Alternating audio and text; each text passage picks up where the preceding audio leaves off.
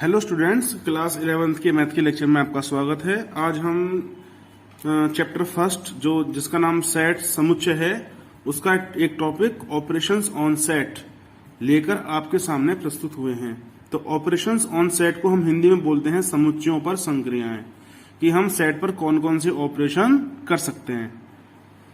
तो बड़ा ही interesting topic है। तो अगर आप इस टॉपिक को स्टार्टिंग से एंड तक बड़े ध्यान से सुनेंगे तो बहुत अच्छे से आपको समझ में आ जाएगा। उसके बाद जो नेक्स्ट लेक्चर आपके पास आएगा उसमें हम पढ़ेंगे वेन डायग्राम। ठीक है, तो आज के लेक्चर में हम पढ़ेंगे ऑपरेशंस ऑन सेट और कॉम्प्लीमेंट ऑफ सेट। ये दो चीज आज के लेक्चर में हम कवर करने वाले हैं और अगले लेक्चर में हम मिलेंगे वेन डायग्राम के साथ। चलिए शुरू करते हैं आज का लेक्चर, ऑपरेशंस ऑन सेट। तो इसका मतलब यह है कि हम जो सेट हमको दिए होंगे हम उन पर कौन कौन से ऑपरेशन कर सकते हैं। तो हम दिए हुए दो सेट पर कम से कम दो सेट तो हमारे पास होंगे ही होंगे, जब भी हम कोई भी ऑपरेशन उन पर कर सकते हैं। तो हम उन सेट्स पर तीन टाइप के ऑपरेशन कर सकते हैं। पहला है यूनियन, जिसका सिंबल होता है यू। दूसरा ऑपरेशन होता है इंटरसेक्शन, जिसका सिंबल होता है उल्टा यू। और तीसरा ऑपरेशन होता है डिफरेंस, अंतर, जिसका सिंबल होता है माइनस। तो यूनियन का सिंबल यू होगा, इंटरसेक्शन का उल्टा यू होगा और डिफरेंस का माइनस का साइन होगा। चलिए अब पढ़ते हैं वन बाय वन, इन तीनों में हम करते क्या हैं। तो पहला जो ऑपरेशन है वह है यूनियन। यदि हमारे पास ए और बी दो सेट दे रखे हैं और हमें यूनियन करना है तो हम इसको ऐसे लिखेंगे, ए यूनियन बी। तो क्या बोलेंगे हम इसको, ए यूनियन बी। यूनियन में हम क्या करते हैं, दोनों सेटों को, ये जो हमारे पास ए और बी दो सेट हैं, इनके एलिमेंट्स को एक साथ लिखते हैं एक ही ब्रैकेट के अंदर। जो आपको दिए होंगे ए और बी सेट वो अलग अलग ब्रैकेट में दिए होंगे, ए के एलिमेंट्स अलग होंगे, बी के एलिमेंट्स अलग होंगे। और ए यूनियन बी में क्या होगा, उन दोनों के एलिमेंट्स को एक साथ लिखा जाएगा। अब मान लीजिए कोई एलिमेंट ए में भी है और बी में भी है, तो वो एलिमेंट केवल एक बार ही लिखा जाएगा। तो एक एग्जांपल लेके चलते हैं। तो सपोज करिए हमारे पास ए में है 1, 2, 3 और बी सेट है अपने पास 3, 4 और हमें लिखना है ए यूनियन बी। आप ए या बी किसी के भी एलिमेंट्स पहले लिख सकते हैं। ये हम पहले ही पढ़ चुके हैं कि सेट्स में सीक्वेंस का कोई रोल नहीं होता, कोई भी एलिमेंट आगे पीछे हो सकता है। तो पहले मैं 1 को लिख रहा हूं, ए के एलिमेंट्स लिख रहा हूं 1, 2, 3। अब देखिए 3 ए में भी है, 3 बी में भी है, तो 3 आ चुका है। अब 3 को दोबारा नहीं लिखा जाएगा। अब बी के एलिमेंट्स 4, तो ये हो गई ए यूनियन बी की वैल्यू। ऐसे ही ए बी सी डी कितने भी सेट्स हो वो हम ऐसे ही लिख सकते हैं। ठीक है, चलिए। तो वैसे अगर सिंबॉलिकली देखा जाए तो हम ये लिख सकते हैं एक्स, जो एक्स मतलब ये एलिमेंट, वो या तो बिलोंग करना चाहिए ए से या फिर एक्स बिलोंग करना चाहिए सेट बी से। एक्स या तो ए में हो सकता है या बी में हो सकता है। एक्स मतलब कोई भी एलिमेंट। चलिए अब आते हैं दूसरा ऑपरेशन, इंटरसेक्शन। तो अगर आपको दो सेट्स का इंटरसेक्शन निकालना है तो क्या लिखेंगे, ए उल्टा यू बी। बोलेंगे क्या, ए इंटरसेक्शन बी। इसमें हम क्या लिखेंगे, इसमें हम दोनों सेट्स के कॉमन एलिमेंट्स लिखेंगे। जैसे कि यहीं पे आ जाइए फिर से 1, 2, 3, 3, 4। तो इन दोनों सेट्स में कॉमन एलिमेंट कौन सा है, 3। तो ये हो गई ए इंटरसेक्शन बी की वैल्यू। तो इसको हम इस तरीके से लिखना हो तो कैसे लिख सकते हैं, एक्स बिलोंग करे ए को, और की जगह आ जाएगा एंड, एक्स बिलोंग करना चाहिए बी से भी, ए से है बी से नहीं है तो यहां पर वो एलिमेंट नहीं आएगा, या ए में है बी में नहीं है तो भी नहीं आएगा, वो एलिमेंट ए और बी दोनों में होना चाहिए।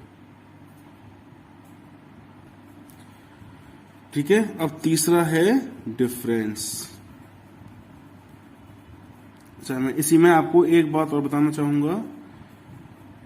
अभी हमने लिखा है ए इंटरसेक्शन बी, अगर मैं लिखूं बी इंटरसेक्शन ए तो भी आंसर 3 रहेगा। तो मतलब इनको अगर हम आपस में एक्सचेंज कर लें तो आंसर पर कोई फर्क नहीं पड़ेगा।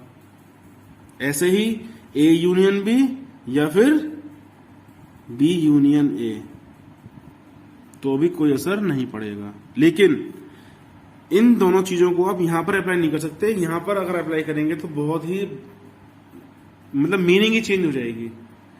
किसमें, डिफरेंस वाले ऑपरेशन में, DIFFERENCE, डिफरेंस।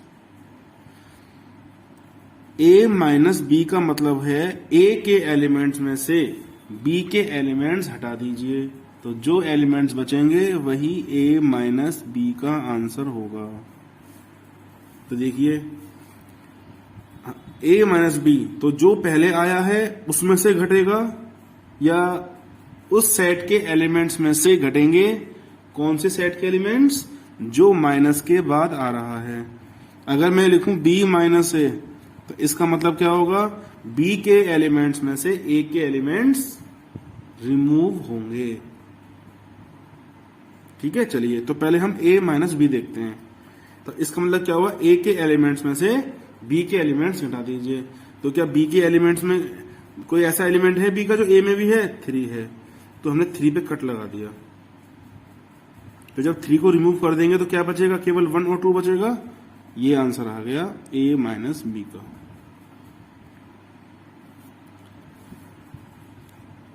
अब b माइनस ए, अब b के एलिमेंट्स में से आप a के एलिमेंट घटा दीजिए। तो अब जो 3 है वो यहां से हटेगा, क्यों, क्योंकि a का एलिमेंट हटाना है b में से। तो a का एलिमेंट क्या है, कॉमन 3 कट गया, तो केवल क्या बचा, 4 बचा।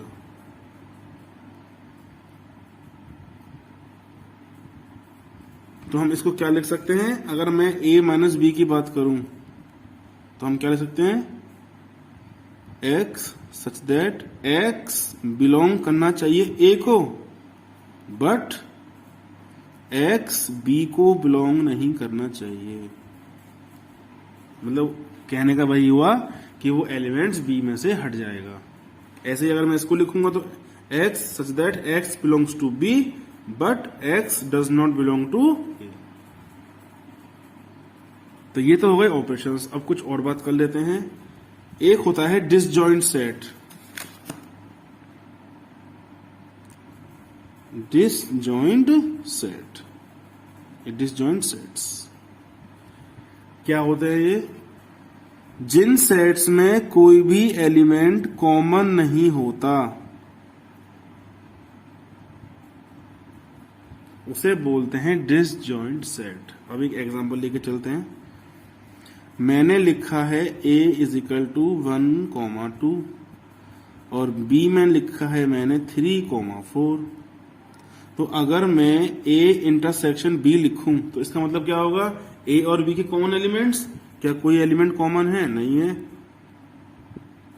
तो ये आ गया रिक्त समुच्चय, एम्प्टी सेट। तो जब अगर a इंटरसेक्शन b करें और आगे फाई आ जाए, मतलब कोई भी एलिमेंट कॉमन ना मिले, तो ऐसे सेट को बोलते हैं डिसजॉइंट सेट, असंयुक्त समुच्चय। ठीक है, अगला टॉपिक है इंटरसेक्टिंग सेट्स। इसका जस्ट उल्टा, इंटरसेक्टिंग सेट्स।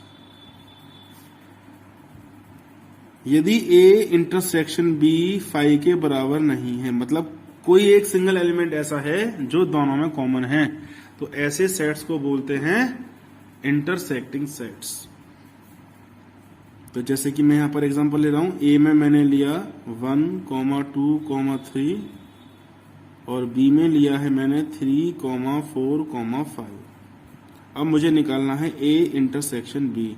तो पता है हमें ए इंटरसेक्शन बी में हम कॉमन एलिमेंट्स निकालते हैं, तो क्या कॉमन है 3, मतलब नॉट इक्वल टू 5। तो ये कहलाएगा इंटरसेक्टिंग सेट। तो उम्मीद करता हूं यहां तक तो आपको बहुत अच्छा समझ में आ गया होगा। अब चलते हैं कॉम्प्लीमेंट ऑफ ए सेट पे।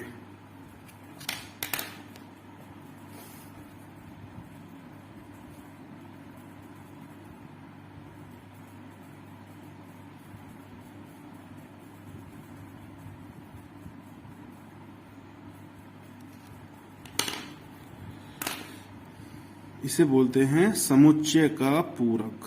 हिंदी वाले बच्चों के लिए है ये समुच्चय का पूरक।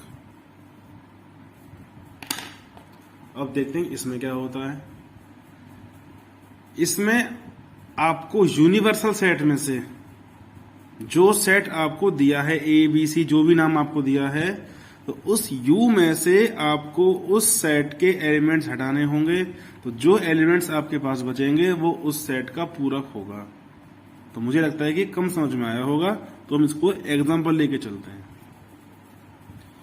सपोज करिए मेरे पास यूनिवर्सल सेट दे रखा है, तो ये जो कॉम्प्लीमेंट निकलेगा वो बिना यू के नहीं निकल सकता। इसमें तो यू आपको दिया ही होगा। यू मतलब यूनिवर्सल सेट। तो सपोज करिए यूनिवर्सल सेट हमको दे रखा है 1, 2, 3, 4, 5 और दूसरा सेट हमको ए दे रखा है 3, 5। मुझे ए का कॉम्प्लीमेंट निकालना है। किसका निकालना है? ए का। तो कहेगा ए का पूरक ज्ञात कीजिए, find out the complement of set A. तो जिस सेट का आपको कॉम्प्लीमेंट निकालना है उस सेट को लिख के आप ऊपर डैश लगा दीजिए, तो ये कहलाएगा कॉम्प्लीमेंट ऑफ सेट ऑफ ए या कॉम्प्लीमेंट ऑफ सेट ए। इसका मतलब क्या होता है कि आपको यूनिवर्सल सेट के एलिमेंट्स में से ए सेट के एलिमेंट्स रिमूव कर देने हैं। रिमूव करने के बाद जो सेट आपको मिलेगा वही कॉम्प्लीमेंट ऑफ सेट होगा। तो क्या है 3, 5, तो मैंने 3 पे कट लगाया, 5 पे कट लगाया, तो मेरे पास क्या बचा 1, 2, 4। तो ये आ गया सेट ए का कॉम्प्लीमेंट। अब सपोज करिए हमको एक सेट बी भी दिया होता और उसमें दिया होता 1, 2 और कहता कि सेट बी का कॉम्प्लीमेंट निकालिए। तो क्या लिखते हैं हम B dash is equal to U minus B. तो अगर आपको कॉम्प्लीमेंट निकालना है किसी सेट का तो वो सेट या उस सेट के एलिमेंट्स यू सेट के एलिमेंट्स में से ही घटेंगे। तो ये भी कन्फर्म है, ए बी सी जितने भी सेट दिए होंगे वो सब यू के सबसेट होंगे, उप समुच्चय होंगे। तो चलिए जी, हमने यू एलिमेंट्स में से बी के एलिमेंट्स पे निशान लगाया। 1 और 2 थे, तो क्या बचा 3, 4, 5। तो ऐसे ही वो कितने भी सेट दे सकता है, लेकिन वो सारे के सारे सेट क्या होंगे, इस यूनिवर्सल सेट के सबसेट होंगे। और कॉम्प्लीमेंट निकालने के लिए उन सेट्स के एलिमेंट्स को आपको यू सेट के एलिमेंट्स में से रिमूव करना है। तो जो एलिमेंट बचेंगे वही हमारा उस सेट का कॉम्प्लीमेंट होगा। तो आज का लेक्चर केवल इतना था। उम्मीद करता हूं कि आपको बहुत अच्छे से समझ में आ गया होगा। अगर पसंद आया है तो कमेंट जरूर करना, ताकि मुझे पता पड़े कि हाँ बच्चों को समझ में आ गया। और हो सके तो अपने फ्रेंड्स को भी शेयर करना, ताकि उन्हें भी थोड़ा सा समझ में आ जाए, वो भी अच्छे नंबर ला सकें। ठीक है, तो नेक्स्ट लेक्चर में जब हम मिलेंगे तो मिलेंगे हम वेन डायग्राम के साथ। इन सब को हम वेन डायग्राम के थ्रू देखेंगे। और उसमें वो क्या कहता है, उसमें वो ये कहता है कि ए यूनियन बी या ए इंटरसेक्शन बी को वेन डायग्राम के थ्रू शो कीजिए। वो भी बहुत इंटरेस्टिंग टॉपिक है। जैसे आपको ये समझ में आया है वैसे ही वो भी समझ में आएगा, इस बात की गारंटी मैं लेता हूं। तो नेक्स्ट लेक्चर में आपसे फिर मुलाकात होगी। Till then good bye.